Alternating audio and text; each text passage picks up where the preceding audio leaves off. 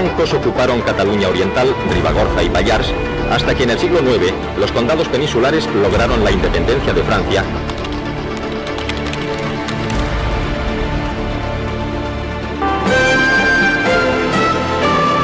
El matrimonio de Petronila de Aragón con Ramón Berenguer IV, conde de Barcelona, supuso el primer paso para que, en el 1164, se constituya la Confederación Catalano-Aragonesa.